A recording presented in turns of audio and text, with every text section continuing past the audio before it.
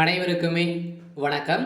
சற்று முன் கிடைத்திருக்கக்கூடிய ஒரு மிக மிக முக்கியமான செய்தி ஒன்று வெளியாகியுள்ளது.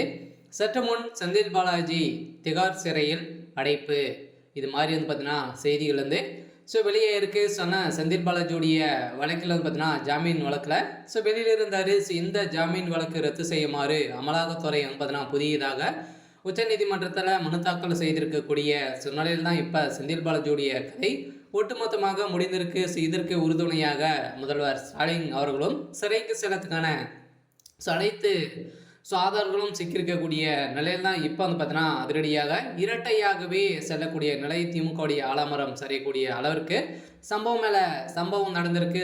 செந்தில் பாலாஜியுடைய வழக்கில் முதல்வர் ஸ்டாலின் அவர்களும் வசமாக சிக்கியிருக்காரு.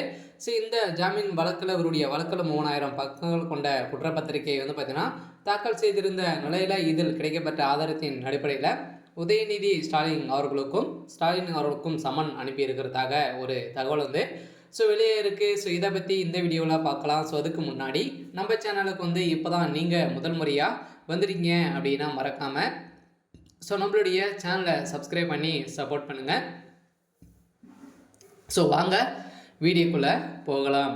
பார்த்தீங்கன்னா செந்தில் பாலாஜி அவர்கள் பார்த்தீங்கன்னா ஏற்கனவே ஜாமீன் வழக்கில் தான் இருக்கா இல்லையா, சட்டத்துக்கு விரோதமான பண பரிமாற்ற வழக்கிலும் ஊழல் வழக்கிலும் நிறைய மீது வழக்கு பதிவு செய்து ஏற்கனவே 2015 2017 ஆட்சி காலத்தில் பார்த்தீங்கன்னா போக்குவரத்துறை அமைச்சராக இருந்தார். அப்போ அவர் பார்த்தீங்கன்னா 2018ஆம் ஆண்டுகளில் 3 மோசடி வழக்குகள் பதிவு செய்யப்பட்டிருந்த சூழ்நிலையில் இந்த வழக்குகளின் அடிப்படையில் சட்டவிரோத பண பரிமாற்றத்தில் ஈடுபட்டதாக அவரை அமலாக்கத்துறை அதிகாரிகள் கடந்த 2023 ஜூன் 14ஆம் தேதி கைது செய்யப்பட்டிருந்த நிலையில் இதன் காரணமாக அவரது அமைச்சர் பதவி ராஜினாமா செய்திருந்த நிலையில் இந்த நிலையில் இந்த வழக்கின் 472 நாட்களாகவே புழல் சிறையில் இருந்தார் இல்லையா.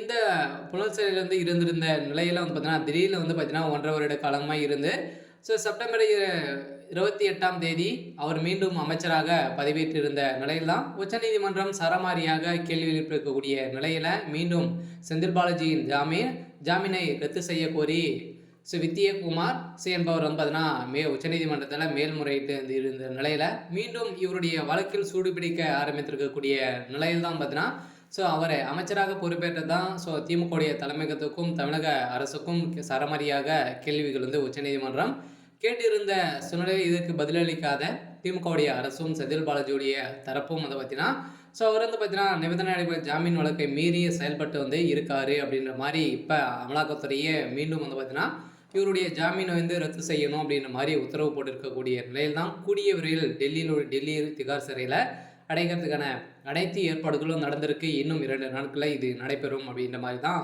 தகவல் வெளியே இருக்குது. சரி, ஓகே. இன்னைக்கான அப்டேட் பார்த்தீங்கன்னா இதுதான். மறக்காமல் நம்மளுடைய சேனலை சப்ஸ்கிரைப் பண்ணி சப்போர்ட் பண்ணுங்கள். தேங்க்யூ.